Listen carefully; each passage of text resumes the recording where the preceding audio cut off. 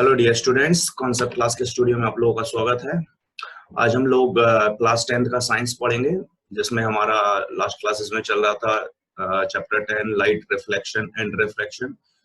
उसी को कंटिन्यू करेंगे। तो उसमें हमको रिफ्रैक्शन से पढ़ना था, ठीक है। तो आप इस चैनल को जो है लाइक और सब्सक्राइब करें और अपने फ्रेंड्स लोगों को भी सजेस्ट करें, ठीक है। आज जब हम यहाँ से आज की पढ़ाई जो है स्टार्ट करने वाले हैं, देखिए।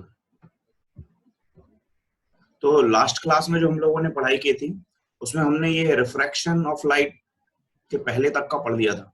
ये जो मैं टॉपिक दिखा रहा हूँ आपने, ये मैग्निफिकेशन, ये सब कर लिया था। इस पे जो आपने न्यूमेरिकल किया था और कुछ होमवर्क भी दिया था आई थिंक मैंने।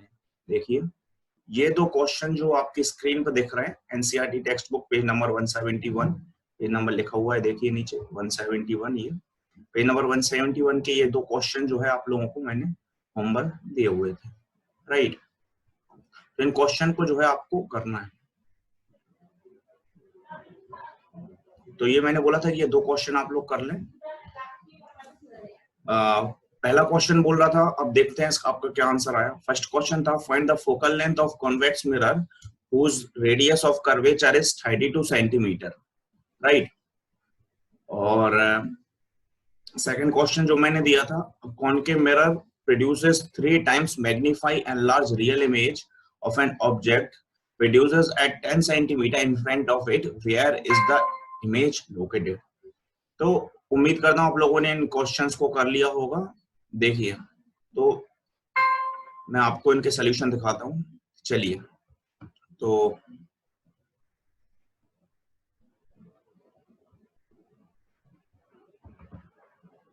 ये देख रहे हैं आप यहाँ पे पेज नंबर 171 का फर्स्ट क्वेश्चन जो था वहां पे हमने पढ़ा था वो ये है, find the focal length of convex mirror whose radius of curvature 32।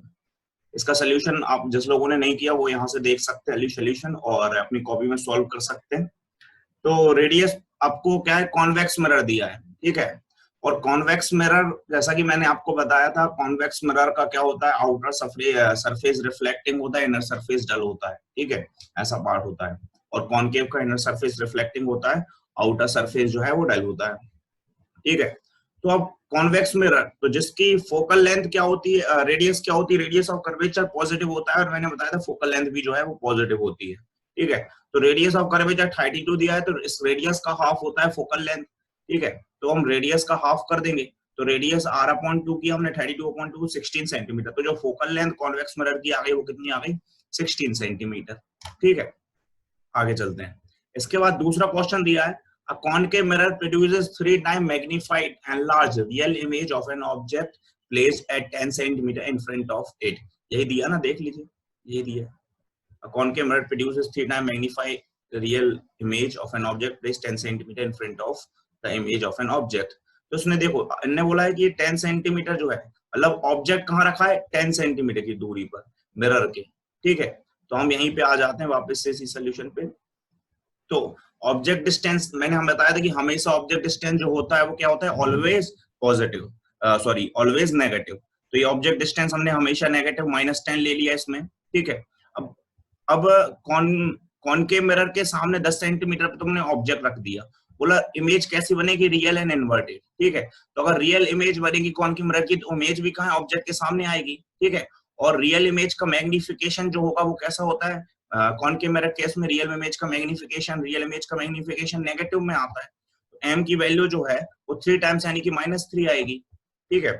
तो u इक्वल टू -10 हो गया और m इक्वल टू हो जाएगा -3। तो हम फॉर्मूला लगाएंगे m इक्वल टू -v/u, ठीक है।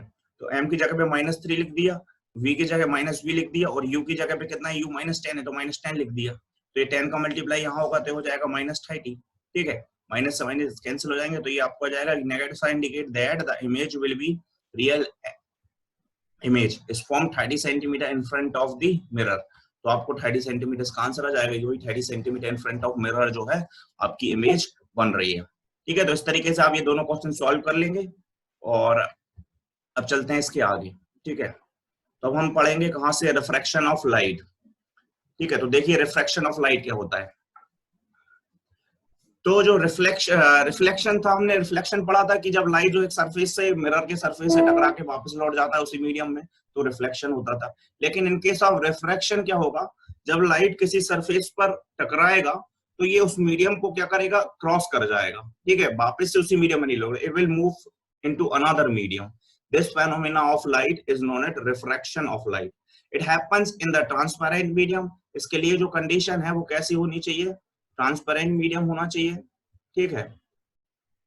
तो ट्रांसपेरेंट मीडियम अगर रहेगा आपका, जो when light travel from one medium, जब एक मीडियम से लाइट उस ट्रांसपेरेंट मीडियम में गिरेगा और क्या होगा, दूसरे मीडियम में चला जाएगा, medium to another medium, refraction take place और रिफ्रैक्शन हुआ। इस फेनोमेना को रिफ्रैक्शन ऑफ लाइट बोलेंगे। देखते हैं अब जब ऐसी कंडीशन होगी तो क्या होगा, a ray of light bends at it move from one medium to another medium. एक कंडीशन और होगी, अगर रे ऑफ लाइट जो एक मीडियम से दूसरे मीडियम में जा रही है, इट विल बेंड्स, वो कैसी होगी, इट विल बेंड। ये जो रे ऑफ लाइट होगी वो क्या होगी, बैंड होगी एक मीडियम से दूसरे मीडियम में जाने में, ठीक है। आगे चलते हैं, और क्या होगा, refraction is due to change in the speed of light. अब जो एक मीडियम से दूसरे मीडियम में लाइट जाएगी तो उसकी क्या होगी, स्पीड में भी चेंज होगा, ठीक है। मतलब जिस स्पीड से एयर में चल रही थी तो वाटर में अगर लाइट चलेगा तो उसकी स्पीड को चला होगी, ग्लास में अगर लाइट ट्रेवल करेगा तो उसकी स्पीड को चला होगी। देखिए ये पॉइंट जो है वो आपको बता रहा है कि जब लाइट जो है एक मीडियम से दूसरे मीडियम में जा रहा है तो क्या क्या होंगे, भाई उसके मीडियम में चेंज होगा, वो अपने डायरेक्शन से थोड़ा बेंड हो सकती है, क्यों, क्योंकि मीडियम के रिफ्रैक्टिव इंडेक्स के ऊपर डिपेंड करेगा ये चीज। रिफ्रैक्टिव इंडेक्स वर्ड आया तो ये क्या होता है मैं आगे बताऊंगा। So refraction is due to change in the speed of light as it enters from one transparent medium to another medium। जब एक मीडियम से दूसरे मीडियम में लाइट जाएगा तो क्या होगा, उसकी स्पीड चेंज होगी, ये बता रहा है।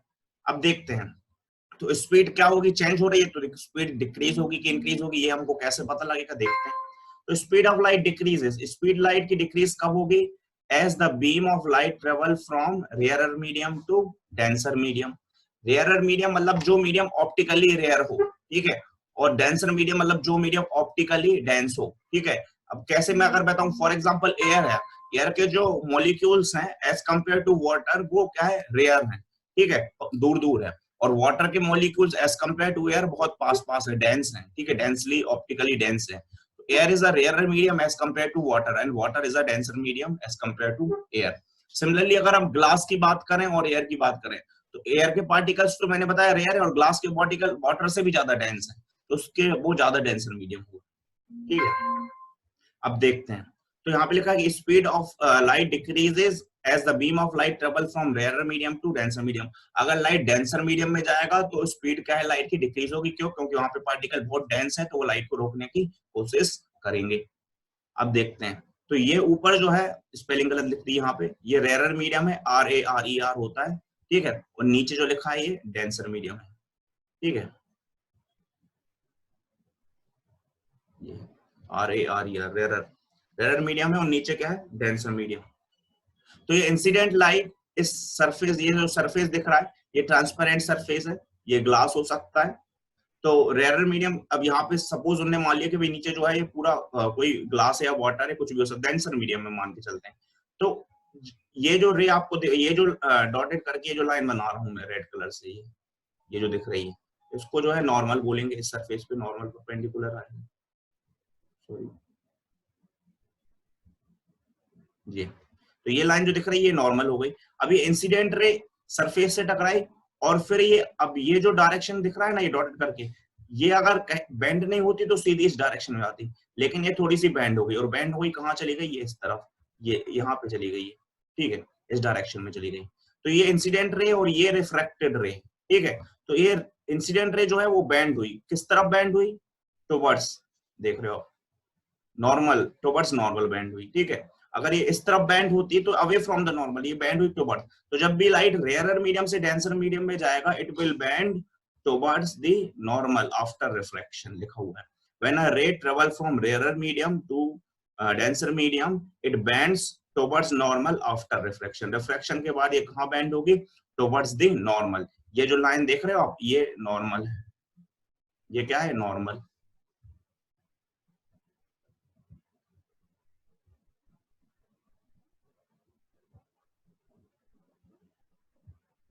नॉर्मल है ये, ठीक है। सिमिलरली यहाँ पर भी ये नॉर्मल, ये लिखा है नॉर्मल, ये वाली रे,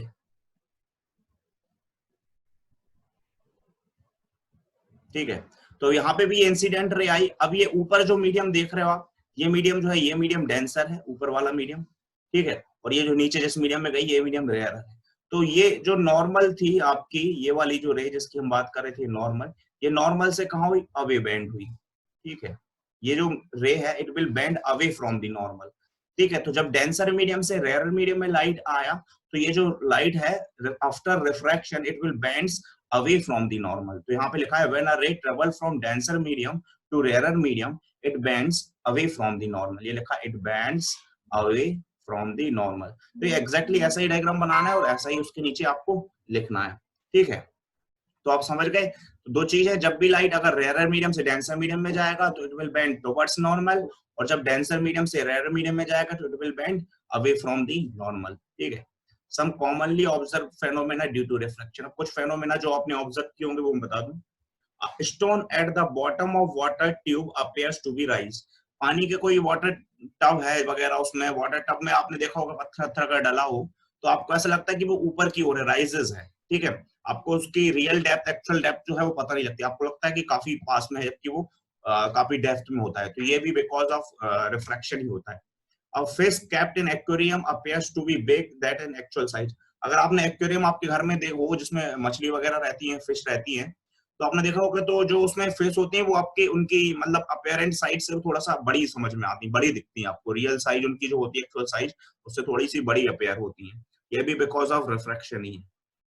अगर आपने ये वाला एक्सपेरिमेंट तो बहुत लोगों ने किया होगा, a pencil partially immersed in water appears to be displaced at the interface of air and water. तो ये वाला एक्सपेरिमेंट आप लोगों ने, बहुत लोगों ने किया होगा। अगर आप पेंसिल को अगर किसी उसमें एक ग्लास में ट्रांसपेरेंट वाटर ग्लास ले ले, उसमें अगर आप पेंसिल को पार्शियली डिप करेंगे तो आपको ऐसा लगेगा कि इट विल अपीयर डिस्प्लेस्ड, वो अपने इंटरफेस से थोड़ी सी डिस्प्लेस देखेगी। वो दोनों एकदम स्ट्रेट लाइन में नहीं होगा, वो थोड़ा सा ऐसा आपको जो है इस तरीके का दिखेगा, हल्का सा टेढ़ी, ठीक है, ऐसा कुछ।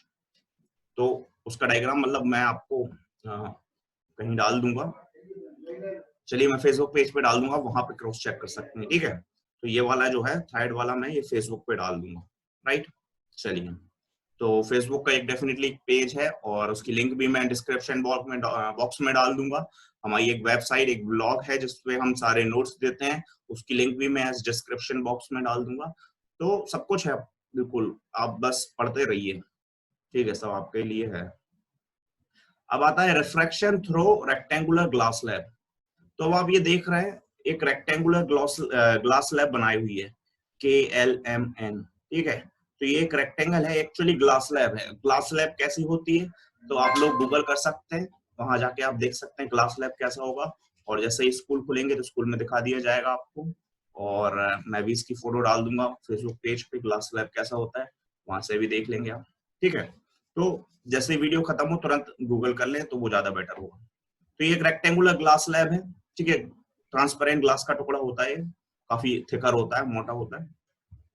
तो अब मैंने इसमें एक इंसिडेंट रे डाली, ये देख रहे हैं आप, ये इंसिडेंट रे पॉइंट ए से, ठीक है। ये जो पॉइंट ओ है देख रहे हैं आप, ये पॉइंट ओ, के और एल सरफेस पर, इस पॉइंट पर हमने इंसिडेंट की, ठीक है।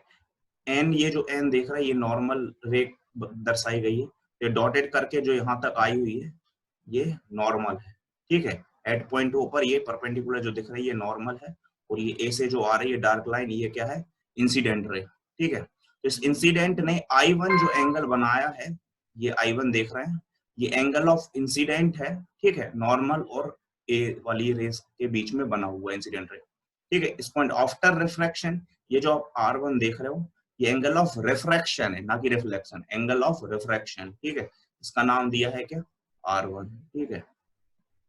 अब ये आफ्टर रिफ्लेक्शन, अब क्योंकि ये ऊपर का मीडियम एयर है, एयर कैसा मीडियम है, रेयर मीडियम है, अंदर का मीडियम क्या है, ग्लास है, तो ग्लास कैसा मीडियम है, डेंसर मीडियम है, तो रेयर से डेंसर में आएगी तो it will bend towards normal, ठीक है, ये बेंड हो गई, ठीक। अब ये इसने ग्लास के अंदर और अपना पार्ट ट्रेवल किया और ये पॉइंट ओ डैश पे आ गई, ठीक है। ओ डैश पे आप देख रहे हो ये जो एन डैश बना हुआ है ये नॉर्मल हो गई, डॉटेड करके ये नीचे तक आई है, यहाँ तक आई है, ठीक है। तो ये इसने नॉर्मल, ये जो रिफ्रैक्टेड रे ने अब नॉर्मल के साथ फिर एक और एंगल बनाया है, ये एंगल देख रहे हो I2, ठीक है।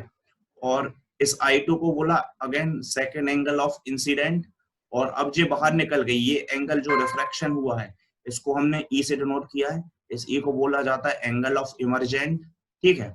अब ये डेंसर मीडियम से कौन से मीडियम में आई है, रेयर मीडियम में आई है, ठीक है। It will bend away from the normal, ये नॉर्मल से कैसी बेंड होगी, अवे बेंड होगी, it will bend away from the normal, ठीक है। अब आप देख रहे हो ये जो इमरजेंट रे आप देख रहे हैं, ये इमरजेंट रे और ये सीधी ऊपर से आने वाली इंसिडेंट रे डॉटेड करके आगे तक यहाँ पे ले आई सी पर, तो ये दोनों जो है आप देख रहे हो ये दोनों जो है आपस में क्या है, पैरेलल है, ठीक है। और इनके बीच में जो स्पेस होगा बराबर होगा, पैरेलल है, ठीक है, ये रे पैरेलल है। अब देखिए यहाँ पे लिखा है here light ray changes its direction at O and O dash, the point of interference of transparent medium, ठीक है। ये O और O dash पे चेंज हो रही है और ये पॉइंट ऑफ इंटरफेरेंस है ट्रांसपेरेंट मीडियम के। तो ये ग्लास लैब का एक्सपेरिमेंट है, इसके बहुत अच्छे वीडियोस भी हैं, बहुत भी चीजें हैं, मैं आपको और उसकी लिंक वगैरह डाल दूंगा तो आप वहां से और इसका मतलब 3D वीडियो देख सकते हैं, और हो सकता है तो मैं भी कवर कर लूंगा 3D पोर्शन को। तो और बढ़िया एडवांस करने की प्रोसेस में हूँ मैं रेगुलरली, जो भी मेरे को नया आइडिया कोई सजेस्ट करता है तो उनको भी मैं अपडेट करते रहता हूँ बेटा। चलिए, तो ये डायग्राम उम्मीद करता हूँ समझ में आ गया आपको, आगे चलते हैं। तो अब ये जो डायग्राम है, इस डायग्राम को इस बॉक्स में पूरा एक्सप्लेन किया गया है, ठीक है। तो वो बेसिकली पढ़ने की जरूरत नहीं है, मैंने आपको ओरली बता दिया है।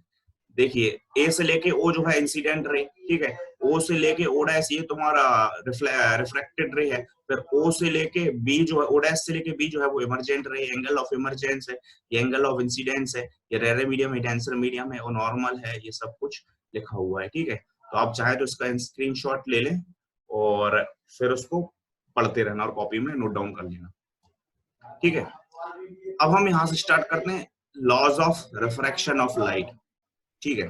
तो ये बहुत इंपॉर्टेंट है, हमने वहां पे क्या पढ़ा था, लॉज ऑफ रिफ्लेक्शन पढ़े थे, वहां पे भी दो लॉज थे, और यहाँ पे अब हम रिफ्रैक्शन में आ गए तो यहाँ पे भी लॉ ऑफ रिफ्रैक्शन है, ठीक है। तो देखते हैं अब जो फर्स्ट लॉ क्या कह रहा है, the incident ray, refracted ray and normal to the interface of two transparent medium. बेटा तीन चीजों की बात करी, इंसिडेंट रे, रिफ्रैक्टेड रे, ठीक है, and normal to the interface of two medium. अगर मैं आपको दिखाऊं तो फिर से आइए डायग्राम, तो ये रे हो गई इंसिडेंट रे, ये वाली रे हो गई रिफ्रैक्टेड रे, और ये जो हो गई नॉर्मल एंड से बनी हुई है, normal at the interface of two medium. ये तीन रे की बात चल रही है, ठीक है। ये तीनों रे जो हैं वो क्या होंगी, medium at the point of incidence all lie at the same plane. ये तीनों रेज जो है वो एक ही प्लेन पर लाई करेंगे, ठीक है, प्लेन अलग अलग नहीं होगा।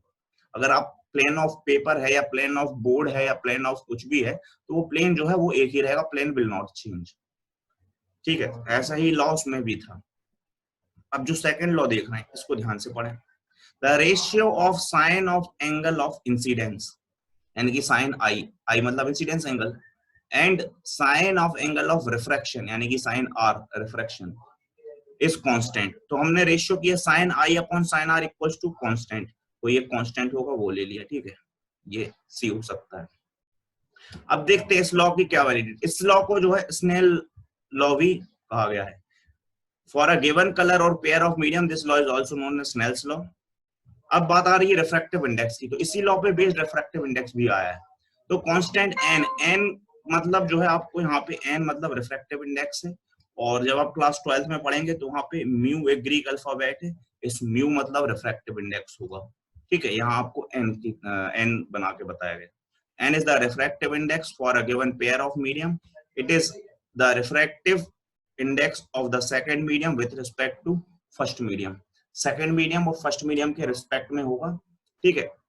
अब बात आती है क्या समझना है, देखिए जैसे कि sine I upon sine R is equal to दिया है n2 अपॉन n1, और आप उसको कह सकते हैं n2 1, यानी कि बोल सकते हैं कि refractive index of 2 where 2 is for second medium and 1 is for first medium, तो refractive index of 2 with respect to 1 ऐसा बोला जा सकता है, ठीक है, n2 1 को। और ये sine I upon sine R, इसको आप चाहे तो ऐसे और अच्छे से, लेकिन अगर आपको भूल रहे हैं और उसको लिखने का तरीका, तो ये मैंने रेड से लिखा हुआ है। जिस मीडियम n1 मीडियम से हमने एंटर किया तो n1, और उसी मीडियम का angle of incident sine I, n1 जिस मीडियम से आए हैं उसी का angle sine I equals to जिस मीडियम में गए हैं n2 और उसी का एंगल साइन आर। ठीक है, तो n1 sine I equals to n2 sine R, तो साइन आई के नीचे साइन आर आ जाएगा और n2 के नीचे n1 आ जाएगा, तो ये वाला फॉर्मूला जो है ये वाला फॉर्मूला बन जाएगा। ठीक है, तो बच्चों को जो है ना ये फॉर्मूला याद नहीं रहता, लेकिन ये जो मैं बताता हूँ ना ये जो है ये बहुत याद रहता है कि जिस मीडियम से है उसी का एंगल और जिस मीडियम में गए उसी का एंगल, ऐसे करके इक्वेट करके लिख देना होता है। बड़ा सिंपल है, इससे ज्यादा सिंपल कुछ नहीं है। ठीक है, तो उम्मीद करता हूँ अब इसके साथ जाएंगे। अब आता है रिफ्रैक्टिव इंडेक्स एक्चुअल में क्या है, तो उसकी डेफिनेशन आप ये पढ़ लें। तो refractive index of glass with respect to air is given the ratio of speed of light in air to the speed of light in glass. तो रिफ्रैक्टिव इंडेक्स ऑफ ये दिया है glass with respect to air, इसका मतलब हुआ n of glass upon n of air, यानी कि speed of light in air upon speed of light in glass. इसको हम लिख सकते हैं c अपॉन v। c मतलब क्या है, speed of light in vacuum. ठीक है, ये कितनी होती है 3 × 10⁸ मीटर पर सेकेंड, और नीचे v जिस भी मीडियम में आपका लाइट ट्रेवल करा है उस मीडियम में हम करके इसको फाइंड आउट कर लेंगे। ठीक है, तो एक्चुअली ये जो n मतलब है n ऑफ एनी मीडियम, अब n में ग्लास बोल सकता हूँ, कोई भी बोल सकता हूँ, ये जो है ना ये एक्चुअली ये जो है ये c और अपॉन v के बराबर है। तो c मतलब स्पीड ऑफ लाइट और v मतलब जिस मीडियम में, मान लो मैंने n ग्लास बोला है तो स्पीड ऑफ लाइट और upon speed of light in glass, n मैंने एयर बोला है तो speed of light upon speed light in air, n मतलब मैंने वाटर बोला है तो speed of light in glass, speed of light upon speed of light in water. जिस मीडियम में बोलूँ उसी मीडियम का ये फॉर्मूला बन जाएगा। ठीक है, तो ये इस तरीके से आएगा। अब आ रहा है refractive index of air with respect to glass is given by, ये आ गया air with respect to glass speed of light in glass upon speed of light in air. तो अगर आप उसको उल्टा कर देंगे तो इस तरीके से ये चेंज हो जाएगा। ठीक है, कोई दिक्कत नहीं, चलिए आगे। इस पे बेस जब आप क्वेश्चन लगा लेंगे तो आपको और अच्छे से आएगा समझ में।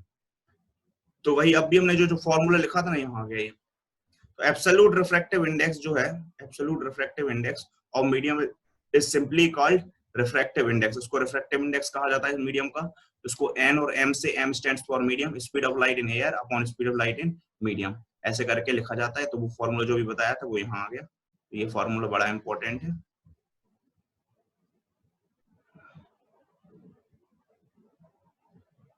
ठीक है, अब रिफ्रैक्टिव इंडेक्स ऑफ वाटर दिया हुआ है आपकी बुक में, ये 1.33 होता है, और रिफ्रैक्टिव इंडेक्स ऑफ ग्लास दिया हुआ है ये 1.52, ये दो स्टैंडर्ड दिया हुआ है। ठीक है, तो ये आपको इतना पढ़ना है, और इस पे रिलेटेड कुछ क्वेश्चंस हैं वो मैं दिखा दे रहा हूँ। पेज नंबर 178 पे चलते हैं। तो ये हो गया, रिफ्रैक्टिव इंडेक्स पढ़ लिया हमने, ये टॉपिक ये आपकी बुक में दिए हुए हैं। ठीक है, इन मीडियम दिए हुए हैं और उनके रिफ्रैक्टिव इंडेक्स दिए हुए हैं। ठीक है, एयर का दिया है, ये सब अलग अलग मीडियम, क्राउन ग्लास का दिया है। ठीक है, तो उसके बाद डायमंड वगैरह का सबसे हाईएस्ट किसका है, डायमंड का 2.42। ठीक है, और सबसे कम किसका है आप देख रहे हैं, सबसे कम किसका है, एयर का ही है 1.03। ठीक है, तो ये हाईएस्ट और लोएस्ट तो आपको पता ही होने चाहिए।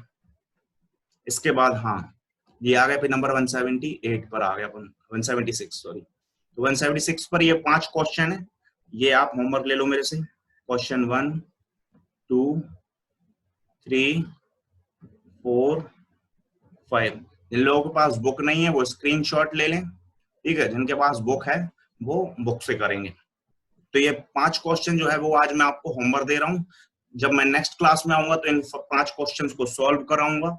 तब तक आप चाहें जो सॉल्व कर लें तो कमेंट बॉक्स में, या मेरा व्हाट्सएप नंबर है 8989891385, इस पर मुझे आंसर सेंड कर सकते हैं। ठीक है, तो आप आंसर भेजेंगे तो और अच्छा लगेगा। तो इसके आगे जो क्लास है रिफ्रैक्शन बाय स्फेरिकल लेंसेज, तो स्फेरिकल लेंसेज जो है वो हम नेक्स्ट क्लास में पढ़ेंगे। ठीक है, और चैनल को जो है सब्सक्राइब कर दें अभी तुरंत, और लाइक कर दें। इसके बाद कोई भी दिक्कत हो तो मेरे को कमेंट बॉक्स में बताएं। ठीक, चलते हैं, बाय बाय।